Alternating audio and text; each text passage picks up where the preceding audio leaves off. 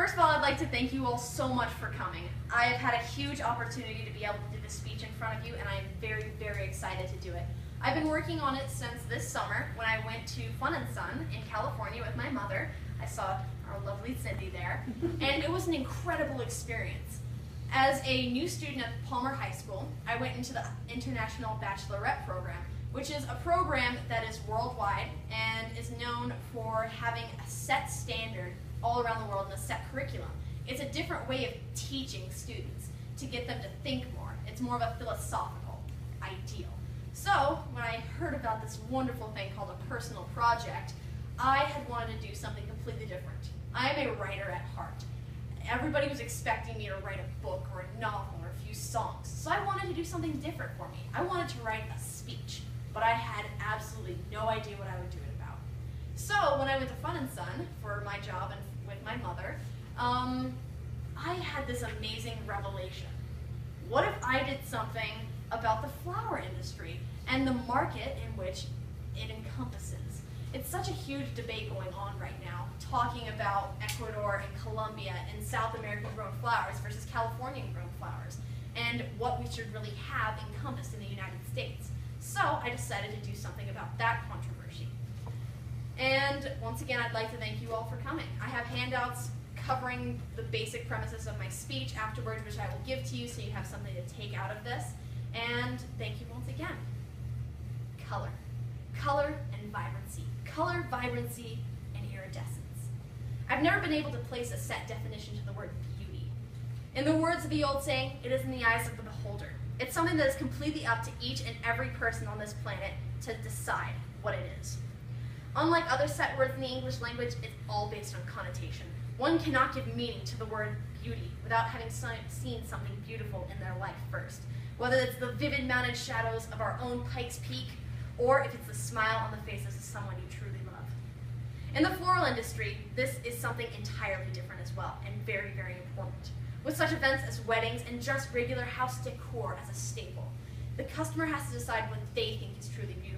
Whether it's tulips and daisies or lilies and roses, everything has its place in the market. However, the subtle differences in the same varieties are almost more remarkable and altering to the flower market than the diverse species of the flowers. It's color, it's vibrancy, it's the size of the heads of the flowers. With growers all over the world, many of the exporters export flowers to the United States. And there is a large debate over the validity and necessity of the flowers from the international market from which we get flowers when we have growers in California and in America. Most domestically grown flowers come from California, and the growers argue over the consumption of imported goods that cause the United States China industry to be debated, as well as many consumers wishing for the complacency of the flowers they purchase to be grown in California. In marketplaces and grocery stores, most of the bouquets that are seen are stamped with the recognizable label, grown in California. Many wholesale and retail florists also find it in their best interest to sell more domestic product than in previous years that have been passed. But a few years ago, this was not the case. Companies like my own, 50 Flowers, did all of their buying internationally 8 years ago. Even now, Colombia is still the supplier, and it sends over 70% of the product that the United States imports. South America and Central America, especially the countries of Colombia, Ecuador, and Costa Rica, grow most of the products that are on the American market, closely followed by the Dutch market and the industry of the Netherlands. California-grown flowers do represent a massive portion of the American market as well, though, even with all the incoming flowers. Almost 80% of the product grown in America is from the massive state. Over 50% of consumers in America knowingly prefer domestically grown products. In perspective, this makes sense. As a relatively new student in the flower industry, only having really experienced it over the summer of this past year when I was working, I could barely begin to fathom the reasons for this argument to seem so potent. Of course, flower attributes to events and decorations for wedding and other celebrations have been going on since before the time of the Renaissance. And, as well, they've dubbed gardens and windowsills of kings and queens all throughout the centuries. I suppose that gives a natural emotive past when we see flowers in someone's home. They can match the season, and they make a house seem more fresh, vibrant, colorful, and they make someone's home seem more like home. Whether it's from an order at a grower or a retail salesman or cut fresh from your own garden, there's a certain reaction that everyone has from flowers. And that seems to be from the culmination of nature and mankind established to make life seem better on an average everyday standpoint. My own conclusion is that the argument imposes because of the natural reaction to flowers and lifestyle. We have coexisted with it for years upon years, and it has become a lifestyle in America, as well as many other parts of the world, to give flowers as sentimental gifts and to communicate our emotions without words. They are a staple. They appear as something that cannot be taken away very easily. That's why there is a floral industry in the first place. The modern ideas of importing and exporting are changing this, though, as well as the awareness of the product's origins. There seems to be an almost patriotic standpoint by buying American-grown flowers as opposed to internationally grown flowers. Just imagine for a moment 2 salesmen stand before you with the same bouquet of flowers. You look directly at the bouquets first. Their rose heads are huge and a smashing, stimulating crimson color with pale ivory baby's breath circling and swirling around them. Luscious ruscus fills in this empty space and makes for a big, bold arrangement. The bouquets are almost identical. Then slowly you lift your eyes to the actual salesman and take in the 2 men holding the bouquets. On the left you see a young Caucasian man with a tight plaid-looking shirt, sleeves rolled up to about his elbows, and faded jeans that reach all the way down to his dusty brown work boots. He has a small smile on his face and white teeth with bright blue eyes. Next to him on the right stands a less tall Latin American man with a full head of dark hair on his face that shines against his brown eyes, which watch you very carefully. On his feet he wears similar dusty brown boots to the man on the left. His hands are warm, but they wrap gently around the bouquet and around the stems of the flowers. He wears a white sweat-stained shirt, and under that he wears blue overalls that cover the vast majority of his body. As a person, who would you rather buy from? Not speaking in the perception of a floral industry person. I find myself choosing the man on the left. If flowers in the American industry and United States industry were the exact same, though, the debate would not be going on. In the name of the modern floral industries, California farms take the lead of the American-grown products. Our California farms are incredible, to say the least. Take Sun Valley, for example. It is one of the biggest farms in the nation and has some of the most astonishing flowers I have ever seen in my entire life. Their blooms are massive, their colors are distinct, and have a striking natural sensibility to them. And the place they come from has an incredible energy about it. The workplace has actual values listed by the owner, Lane DeVries, including those such as inspire others and always keep learning and be the best you can be to keep the workplace going. More rules like these truly bring about the best in the flowers as well. Entrepreneurs like Lisa Atwood, owner of the company's 50 Flowers and Farm Exports, believe that much of the way the flowers turn out actually comes from how much effort and heart the growers put into them. And that's very difficult to do. It's not just some backyard garden that you can go into every day and take out a few roses and a sore back. It's hundreds upon hundreds of acres of work. It's not a one-person job. The continuity of Sun Valley's workforce is incredible. They produce beautiful flowers continually because of the work and effort they put into these flowers. They fight to be the best farm they can be, and they succeed with flying colors. Of course, not everything can be dedicated to the labor and emotional ties of these flowers, though. Other California farms, such as Everbloom, which specializes in gerbera daisies, use modern technology to advance their flowers to create an environment in their greenhouses that uses humidity, temperature, and potted soil to create huge, vibrant flower blooms. There's a chemical necessity to this, measuring the amount of water in each plant and requiring a scientific method to drain salt composition to create these huge blooms. Their shipping methods, using water in FedEx-friendly boxes, also keeps the gerb strong, alive, and well all throughout the shipping process. This allows the customer to receive blooms that are astonishing, and the colors and assortments of these are hugely varied. The petals are gentle and soft, and these plants have a certain friendliness in the greenhouse that welcomes onlookers and impresses like eye candy. As a person, this farm also holds a very special place in my heart, as gerbera daisies are my absolute favorite flowers and have been for a long time. The emotional tie seems appropriate. The flowers are very innocent, vibrant, and very fun to look at. There again comes the American-grown perspective. Things like tulips and lilies are also very good in California-grown places because they require the cooler, non-sun, exponential growing that California can provide and Ecuador cannot. Flowers like these need a definite season and a definite 4 seasons to allow for their growth cycles, and require a cooler temperature in this growth cycle that Ecuador or Colombia can never provide. The final products are absolutely exquisite as well, with special techniques in soil compositions and nutrients from California. Huge blooms of tulips and lilies make places like Everbloom and Sun Valley absolutely magical. Ecuador and Colombia cannot touch these products. The truth, though, is that many of the farms in California can't be matched by the farms of the equator. Take one of the rose farms, for example, Myriad. There's nothing wrong with these roses by any means. They are delicate and quaint, and they sit upon the throne of their plants in the greenhouses in the farm. However, after seeing Ecuadorian-grown roses, they're just that. Quaint, delicate, and they look like something you could get out of an everyday garden. As Amy Stewart puts it in her book, Flower Continental, Ecuadorian roses are divorced from their garden cousins. They're something else entirely, the flower equivalent of a Tiffany diamond, all polished and carved and styled to perfection. Even the colors seem lacking in the place. While I can use 1,000 words to describe the silky scarlet tones that are upheld of the roses in the equator, I can only call the roses in Myriad one red rose. Okay. There are extraordinary roses in California as well, though, like those from Rose Story Farm.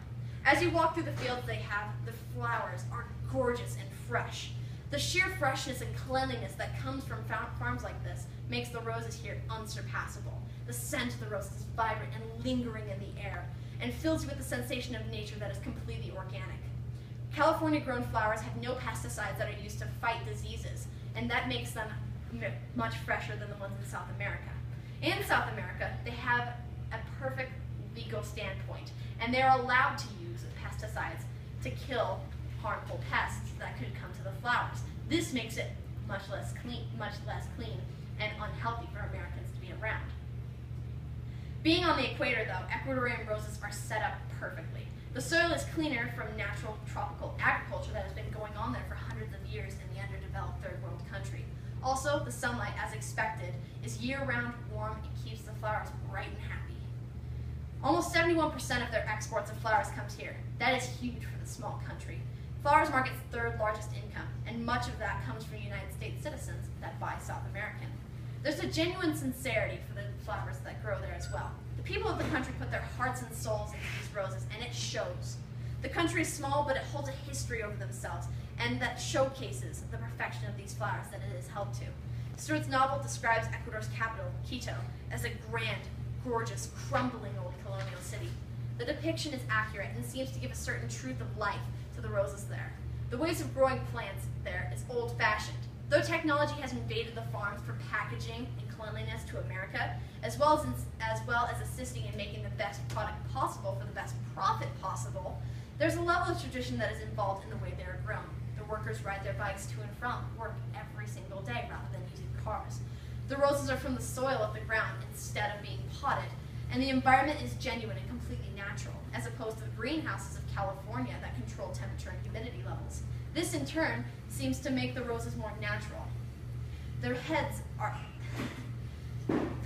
turn up giant, blooming in size to the fist, and the colors are simply astonishing. Even the stems are a force to be reckoned with, spreading some 6 feet up into the air occasionally. Stewart continues on to describe Ecuadorian roses she saw at a flower show as such. Cherry brandy was a swirl of tawny orange and candy pink that looked good enough to eat. Limbo was a delicious sherbet color like I had never seen in a rose before. Forever Young was just that, scarlet and luscious and perpetually on the verge of breaking into bloom. In addition, despite many of the beliefs people have about the country, Ecuador does have policies and laws regulating labor standards. The price of roses from Ecuador has doubled in the past 8 years because of the workforce gaining labor wages. The workers are provided with football fields outside of their work to go and play at every day at lunch. The workers are now also required to wear masks as part of their uniform to protect themselves from the pesticides in the air around the roses. In Colombia, though, the labor is still very cheap. As #1 exporter to the United States, about 85% of its product comes our way, and the Ecuadorians have to keep the labor cheap and the crop even cheaper. That's one of the main reasons it resides so high on the American market. Yes, the actual crop is fantastic, but the labor standards aren't as developed as us or even Ecuador. However, a job is a job, and that has income for the people. These are real people that work every day and give us flowers that we consume. We can't say that they aren't and morally make the decision to buy straight American constantly. If we do, the innumerable amount of lives that would be touched is heartbreaking. With well over half the industry of Ecuador and Colombia dedicated to American consumers, the flower industry in both countries, being the third largest profit in exports for them, would be annihilated. No. Zero profit going into the pockets of hundreds upon hundreds of workers. Zero profit being brought home to their families to pay for their food and for their rent. With how many impoverished, starving children are already on the streets of Quito begging for a cent for lunch, I can't stomach the thought of putting any more there. In addition, American growers would be severely hurt. The amount of flowers incoming from South American countries cannot be completely supplied by California farms. The amount of profit these American citizens would lose would only hurt the American world even more. The consumer would not be happy with the flowers they are receiving either. America just can't grow the same roses and other flowers that require that tropical condition that South America can to the same perfection. I've also heard the debate that if we put a 25% tariff on these imported goods from other countries, the jobs would come back and become American again, and the situation would be solved. However, this seems to be a difficult point to argue. If the taxation of the goods coming into the country increases, the growers of the South American countries have to increase their prices of exporting their goods. In turn, the cost of the flowers in the United States skyrockets. Even for the growers in America, the taxation is negative. Many of the bulbs used to grow flowers for Sun Valley and Everbloom are imported from the Dutch market, as well as other countries across the world. This increase in prices also causes American growers to increase their prices on the market. If flowers become this expensive, the middle class and lower class won't be able to buy and consume as much as they averagely do. Flowers will become a thing of the past. America can't exist alone in today's world, as so many people believe and wish it could. As Lisa Atwood states, it's part of this huge world that's not so big anymore. If America isolates itself, the countries that rely on its importing goods would fall. That, in turn, affects us massively. Ecuador uses the dollar as its currency. What happens if they aren't able to buy anything in their country? We are intertwined with these South American countries. We can't just leave them now. So, what is the solution then? It's the same as for many of the world's other difficulties: harmony. Distributed buying from South American countries and California grown will make a beautiful marketplace that is healthily competitive and has equal opportunities for business on both sides of the ideal. Buy some of the best roses in the world from farms from Ecuador. Buy astounding lilies from farms in California like Sun Valley. If we even out the playing field, there will be a newfound evenness between both sides of the debate. South American flowers will still be experienced with joy and perform astoundingly well in the market and in vases all across the nation, making people smile from the sight of them and from the money they give to a family half a world away. California-grown flowers will still be represented proudly in stores with that bold blue and yellow label that glimmers in the sunlight as it travels into the building. There is no huge revelation I can offer other than this. No giant realization that will save the flower industry for forever and on. There's only one person that can really decide what is best for them, and that's the consumer. Offer both South American and Californian flowers. Explain the pros and cons of each. Let them decide what they want for their mother, their loved one, and for their wedding. You might be surprised by the outcome.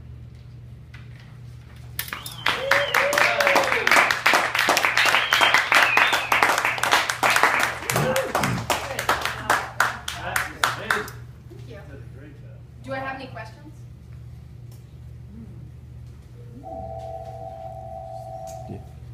No, but I can only say that your words have just made me want to go buy flowers.